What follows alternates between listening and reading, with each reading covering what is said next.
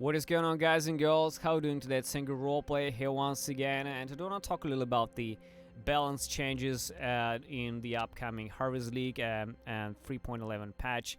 So I've read through all these patch notes today in the morning with my chat, and I have kind of a little clearer picture of what is happening.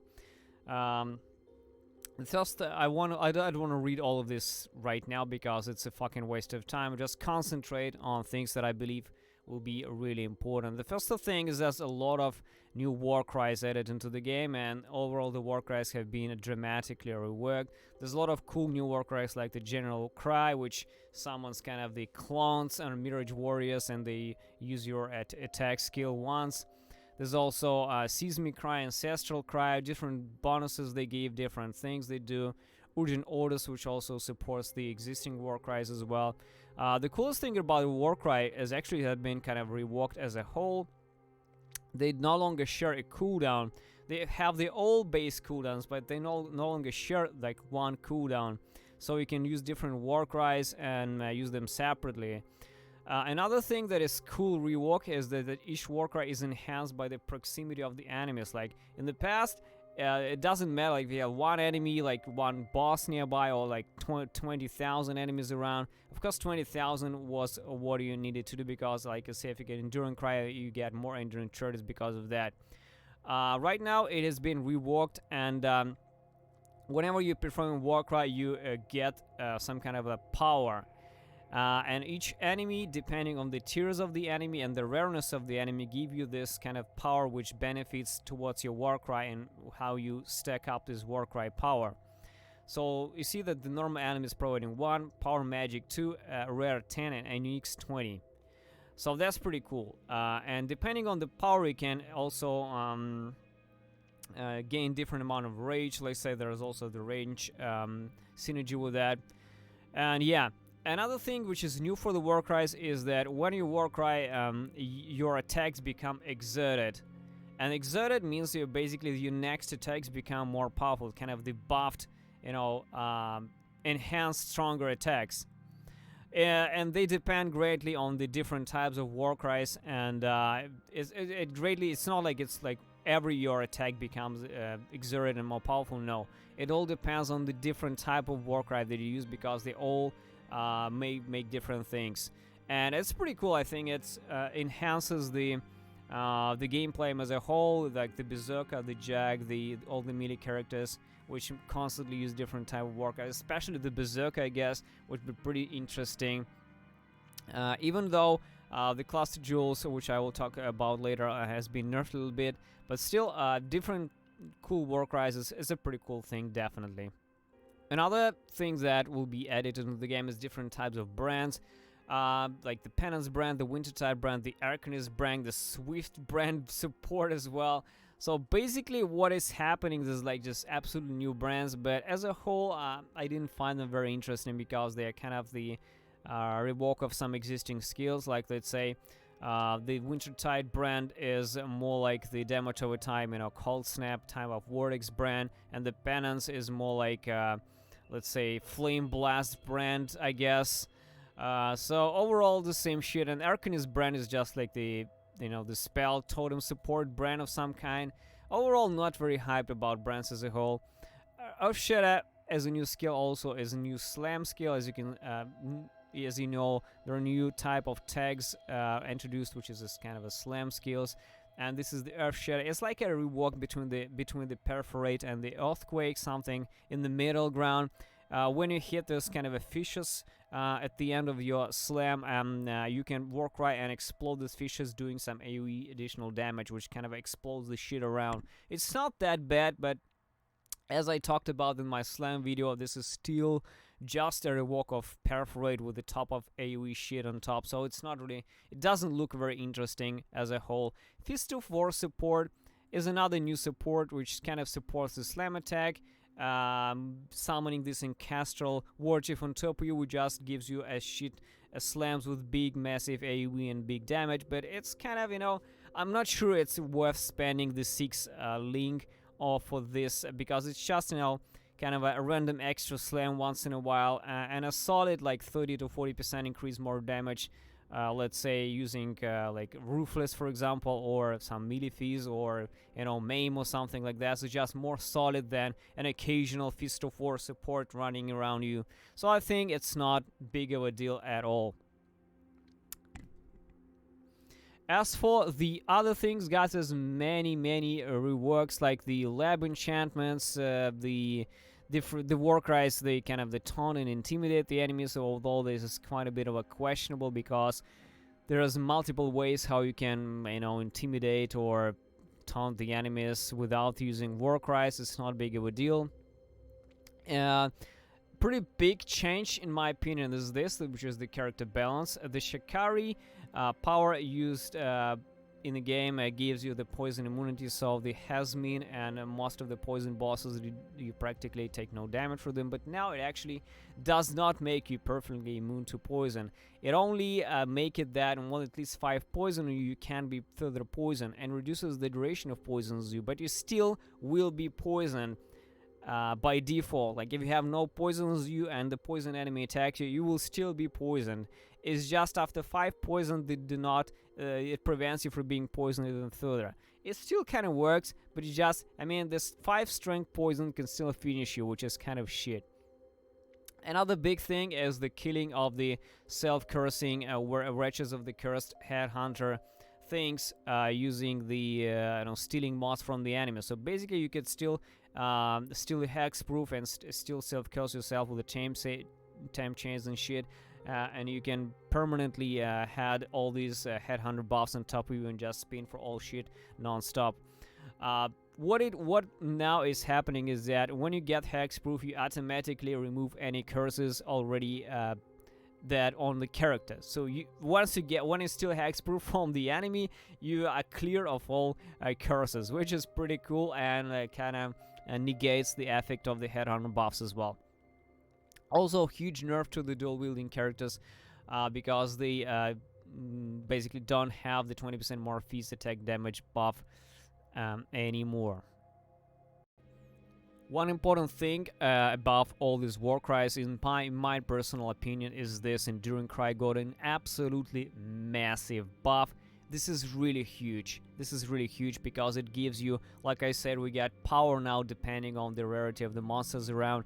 And you get 1 enduring charge per 5 power. So if you like unique boss around, you get automatically 4 charges. This is really amazing because on builds which is mostly the jug builds, when you face the unique enemy and you out of charges, it is a big problem to get back your enduring charges without being hit.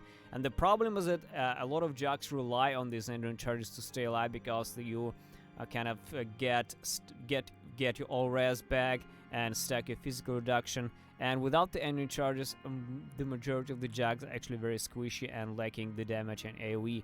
So it's very important to generate enduring charges against bosses, and this change gives you that, as well as an additional all res and additional physical damage reduction. This is very strong buff, I think.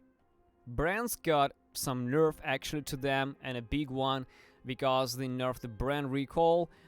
Basically, brand recall refresh duration of the brands, and you can infinitely drag them along the map, practically not casting them at all. So yeah, and when the enemy dies within the brand attached, the brand will also now return to its original position.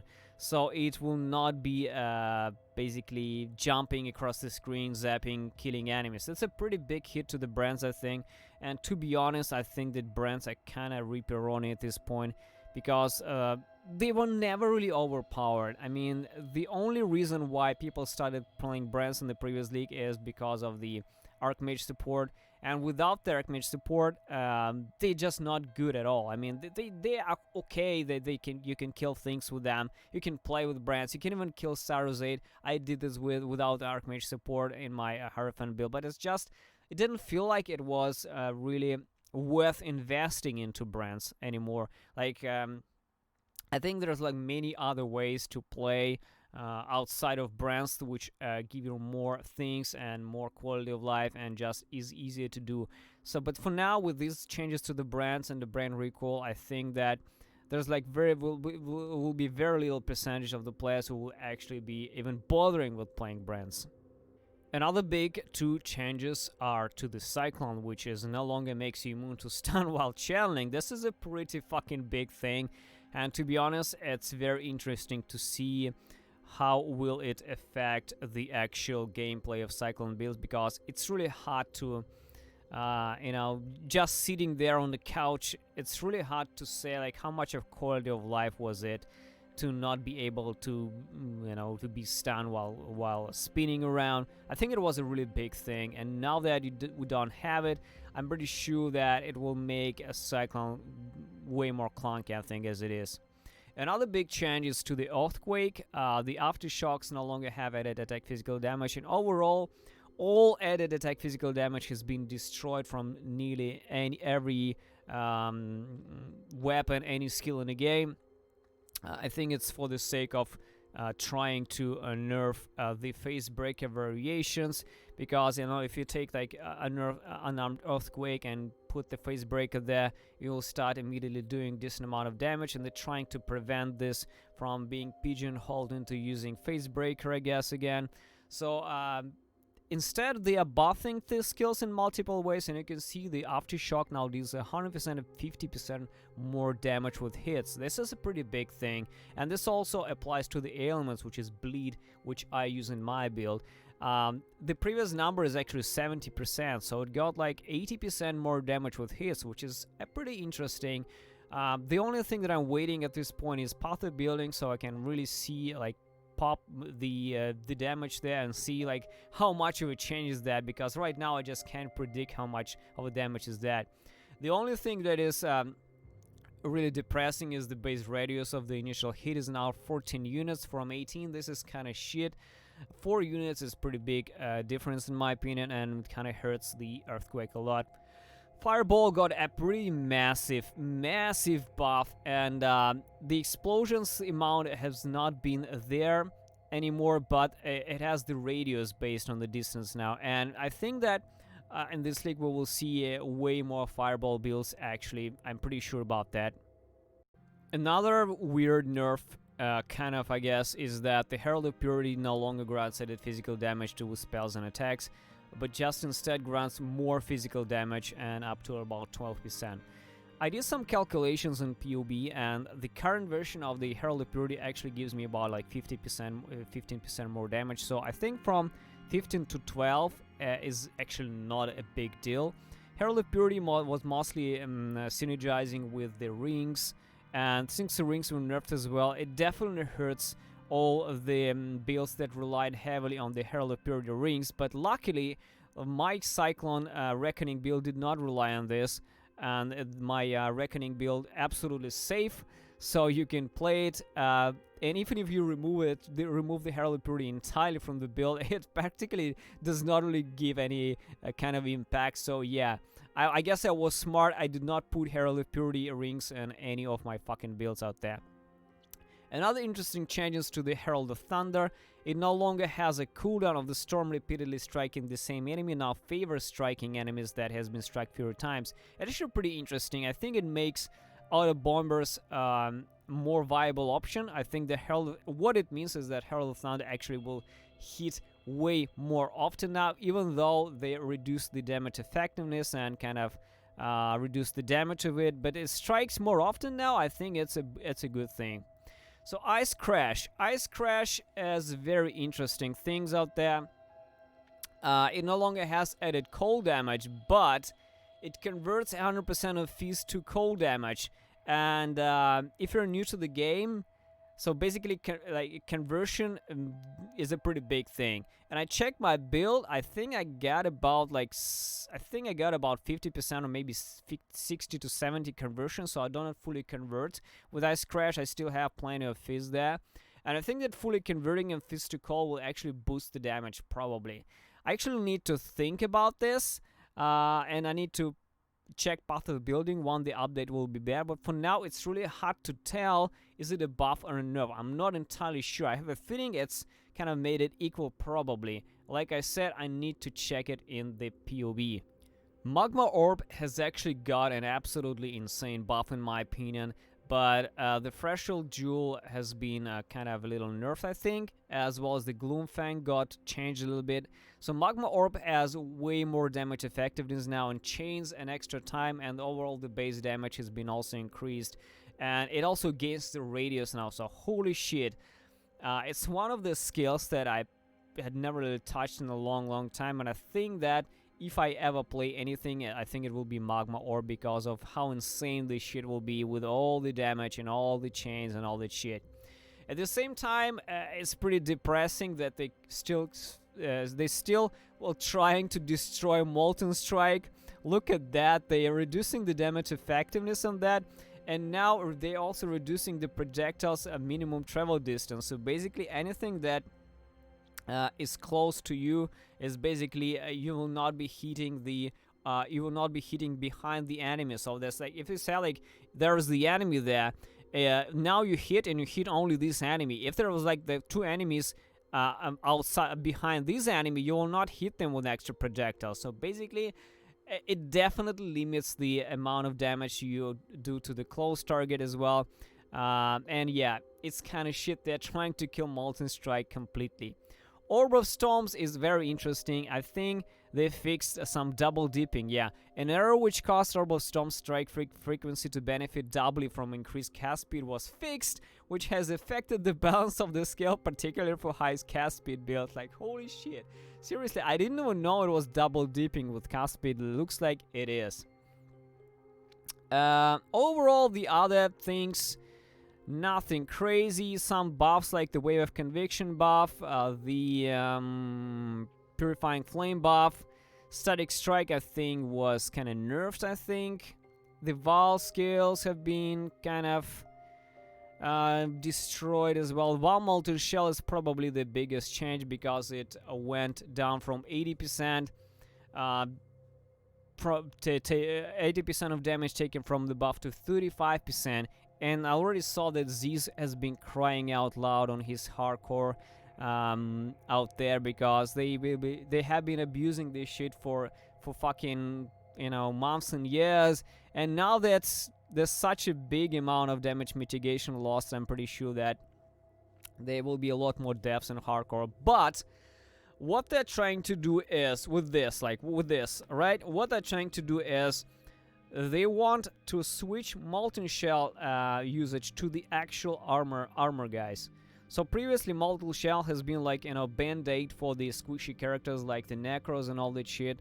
You can get the Basalt Flask and the Granite Flask, and you can be pretty much a very solid character even without any armor. You just get the base 3000, get the increase mod on the other flask, and you get hitting like 10,000, like 15,000 armor, easy peasy, even without any armor at all.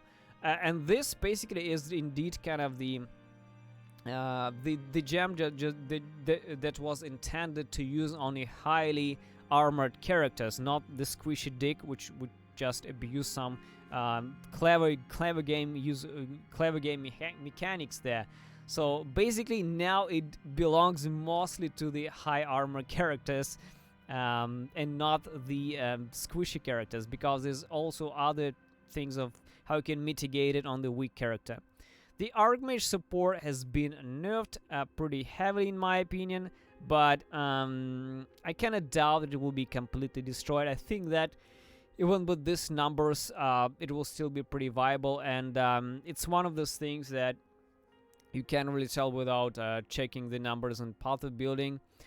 Another interesting change is the Shockwave support. It now has additional uses as the gem level up. It kind of gains charges, I guess, and up to 4 charges at level 20. This is pretty damn good, I would say, and it makes it more, let's say, it makes it more usable and independent on the amount of attacks that you make per second, because previously, like in the Earthquake build that I use, if you're like attacking too fast, you're basically missing the shockwaves, because the shockwave is about like 1 second, 1 second cooldown there, and now you can get an extra charges and just jump from pack to pack and possibly slam like 2-3 times and use the shockwave. I think it's overall it's a buff. The slow projectile support is also been buffed, I think, as far as I can tell. As you 20% less projectile speed, and now instead of 30 and 30 instead of 49. This is a pretty big buff, I think. Another interesting changes happening to some ascendancies like the Chieftain, Berserker, and Hierophant. Chieftain got this new thing called Tauhoa's Chosen Skill, which is triggered when you use a slam attack, creating an image which mirrors your slam attack. Unfortunately, this shot cooldown is 2 seconds. So, I mean, if you have like 5 attacks per second, having a 2-second cooldown on the skill that is in your fucking ascendancy, this is a kind of major waste of time. And unfortunately, this is kind of the dead on arrival thing. Another thing that changes is the Berserker and the Warbringer big node has been redesigned, and it causes your Warcries to grant 5 rage per 5 power, and if you have like a lot of rage, you can sacrifice rage to get more damage to your exiled attack. So if you have a lot of rage, you will sacrifice this rage to get a lot more damage to your next attack. This is pretty interesting, actually. There's a bit of a synergy with the Warcries and with getting big fucking damage hits after you use Warcry. This is not a big thing, I think. This is pretty cool. Hierophant at the same time got the increased cooldown and recovery speed of the brand recall, and I think that it might save brands from from going to the absolute doom. So I think it was like 30 or 40% cooldown recovery speed. I think it was 30, and now it's 100% increased cooldown recovery speed, which is not a bad thing. I think Hierophant might still be saved. Another thing that is kind of very depressing, in my opinion, is that the Earthquake Duration Helm enchant is no longer existing in the game, guys. So if you haven't played Earthquake before, unfortunately, you will not be able to stack as much less duration anymore. I think it's just impossible. And if you haven't bought the Abysses with the less duration at this point, I can absolutely recommend it to do it for you guys before the patch hits. If you want to fully get like the big dick fast aftershocks there, if you're playing the Jager Berserker, I can totally recommend you buying this to fully immerse yourself into Earthquake before it goes into Legacy and will not be available anymore. Another thing has been greatly reworked is different bases have been changed. They got different implicits, they got different base crit chance changed. Overall, there are some buffs in the nerf, but unfortunately, after reading all these things, I believe that I can't call really this kind of a buff because this is just so minimal. I mean, this is just so minimal, like 1.25 to 1.3. What kind of fucking buff is that? This is like fucking shit. I mean, it's so tiny. It's like you can increase it like by at least 30%, like 40%. Why just increase it like by fucking 10%, less than 10%? What's the point in this? Who will fucking use this? I was kind of surprised that just so tiny. It's just unfucking believable. At the same time, what we see as they're nerfing all the unique, literally all unique two-handed weapons in the game. Everything, like the fist damage, all goes down. So all of this goes to the legacy, guys. This is just silly. I mean, Haggis got fucked in the ass. Marohi got fucked in the ass. Nagamahu's Flame, everything. Fucking, pretty much anything, guys. Starforge, Voidforge, everything got fucked. So I have no idea why they are forcing you into crafting this bullshit. Maybe there will be some insane crafting options that can make a really sick two-hand and rare weapons, but at the same time, nerfing all the uniques, like sending them into the trash bin entirely, I don't think that's the way. I mean, if you want to enforce crafting the rares, just give the good mods, just buff the bases significantly. This is not the significant buff for me. I mean, who the fuck will use like Solar Mole with increased area of effect, or the Morning Star with increased area of effect? Who the fuck will use that? People will still be using some uniques just doing less damage. I mean, there are some fantastic bases indeed, like the let's say the Void Axe or the Exquisite Blades, which are like the top tier crafting bases, the Coronal Mole as well. These are great bases, no questions, but the others are kind of shit. And the uniques are still giving more quality of life than most of the rares in the game. So I don't think it was a smart choice to just fuck every fucking two-handed unique weapon in the ass. This is not the way. A couple of things to talk about also about these unique items that they have been reworked. First is the Timeless Jewels, because some of the Timeless Jewels actually made it to the passive tree, and we can get some of this passive from the Timeless Jewels on the tree, which is a good thing, I think. A couple of things that I want to talk about is this. This is a big fucking nerf to the Circle of Fear, Nostalgia, Regret, Anguish, and Guilt. The synthesized rings, they all have been practically destroyed, with their reduced reservation cost going down from like 40-60 to 15-20. This is from 30-40 reservations to 20 max, and from the 100% buffs to 60% max buff. So it affects a lot of builds like the Volatile Dead, like the Cyclone Impale builds, which stacked practically Fizz. A lot of things actually. The Herald of Agony build also affects this, so it affects a lot of builds. And overall, I think I'm not sure about this. I'm not sure about this nerf. Is a good thing, a bad thing?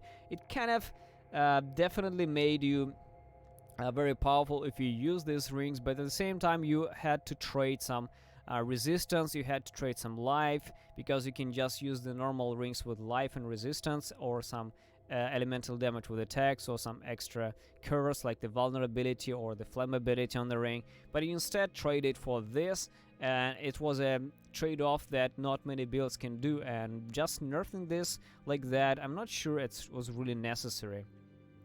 What I really loved about the change is the change to the Darkness and Throne, which increases the effect of Socketed Jewels by 75%. This is actually a pretty big thing, guys, especially for the leveling process. This is a pretty fantastic change. Another thing that has been completely devastated is the Fevered Mine, which most Archmage builds used, and which I used in even my builds as well. It no longer increases the mana cost of skills by 50%, and no longer grants increased spell damage. Now it transforms the notable skills in the radius, in the small radius, to give you mana cost, skills, and spell damage, which kind of absolutely suck, I think. An interesting change happened to the Gloomfang. It has been reworked, and I'm looking forward to see how will it actually perform in the game. So it no longer causes projectiles to gain 15 to 20% of non-chaos as extra chaos per chain, but now it causes projectiles that have chained to gain up to 35% of non-chaos damage as extra chaos, and increases projectile speed as well.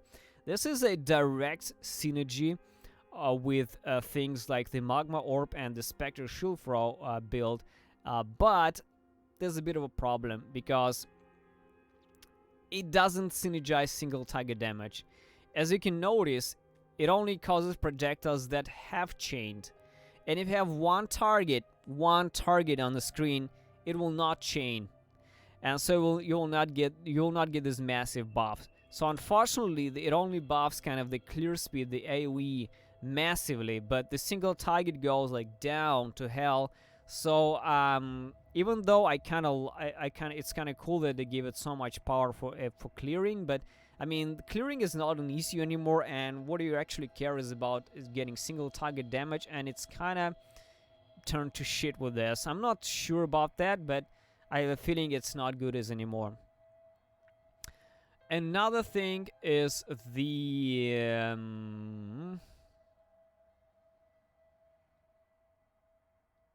Saver. Yeah, so basically Saver was a pretty OP weapon if you could afford this, because it practically created these mirror guys and just went and just fucking destroyed everything, but they could actually hit additional targets, and as a road, they actually caused huge stress for the servers, which is kind of fun. I mean, it's 2020, and some mirage dudes create stress for the servers, which is kind of retarded in my opinion. So Basically, what is happening is that the Mirage Saviors, how they rename them, they cannot hit additional targets anymore. So like one target at a time, which kind of sucks, and I think it makes Saver absolute trash anymore. Another thing that hit hard was Starforge. Look at this nerf to the Starforge. This is absolutely fucking insanity. Starforge now has up to 300% increased fees, down from 500. This is like 70% less damage. This is just absolutely like fucking insanity. There's just, oh wait, no, 70. How much is that? Like 40%. Yeah, about 40% less damage. This is big, guys. This is absolutely huge. This makes Starforge like 5 chaos weapon, guys. It's just unfucking believable what they did with the Starforge. Just absolutely crazy. And the last thing to put the last, the last pin in the grave is the Wildfire. It's the last stick in the grave of the Molten Strike, guys. Wildfire has been redesigned. It still grants increased fire damage, but no longer grants additional projectiles or increased area of effect. It now causes Molten Strike projectiles to chain once and causes Molten Strike to fire fewer projectiles. So holy shit, Wildfire is like, I don't know who the fuck will use that. I mean, one extra chain, okay, but you can use a chain support. I mean, what the fuck? This is like dead, absolutely killed. Molten Strike has been gutted like so many times, like three or four nerfs till Molten Strike is completely fucking ripped. That's so hilarious. And the last but not the least is this thing, which probably a lot of hideout decorators will be happy about, is that you can now instantly buy all decorations for the hideout template that you have, as long as you have unlocked them and have enough favor to do so. This is a pretty big thing for all the hideout dudes out there. I'm not a big fan of the hideout, but I wanted to switch some back and forth, and when I got the template, I imported this and realized I need to search one thing at a time among all the guys out there in my hideout and try to buy these things. But now I think it will be way easier to buy all this shit for your hideout, which is a big quality of life for those who actually enjoy building this. Overall, guys, to summarize it all, honestly, I expected more changes. The most changes are to the uniques, but the majority of these uniques are like one alchemy unique. So practically what GGD did is they spent an enormous amount of time reworking trash uniques, which practically no one cares about. So I have no fucking idea why they did this. They practically tried to maybe do some kind of a job to show us that, hey, we did some job, and now go and buy supporter packs. But honestly, this was an absolute waste of time to try to rework all these countless trash uniques. This was a waste of time. But instead, what they did is they absolutely killed all the unique two-handers. They did very questionable buffs to the basis of the two-handed weapons, which practically like next to no changes as a whole. They also killed some things like the stacking heralds and all that shit, the stacking cluster jewels. Split personality is limited to 2 now. Spells were buffed. Some of them were buffed pretty interestingly, like the fireball, and the things like the wave of conviction got a pretty decent amount of effectiveness in them. So it will be interesting to see possibly some spells out there. But otherwise, I don't even see this league as the two-handed kind of buff melee league that they were trying to persuade us. I don't see it as a two-handed league as a whole. This definitely will be a lot of Warcry use, and maybe it will be cool. I don't know. Brands, I don't know. I don't think anyone will play brands with the brand recall being absolutely dead. So not sure about this, guys. But they're my thoughts on the meta. And let me know in the comment section what you think about these nerfs or buffs, or what do you think as a whole about the two-handed situation. Is it a buff or a nerf so far? Let me know in the comment section. Thanks for watching, and see you next time.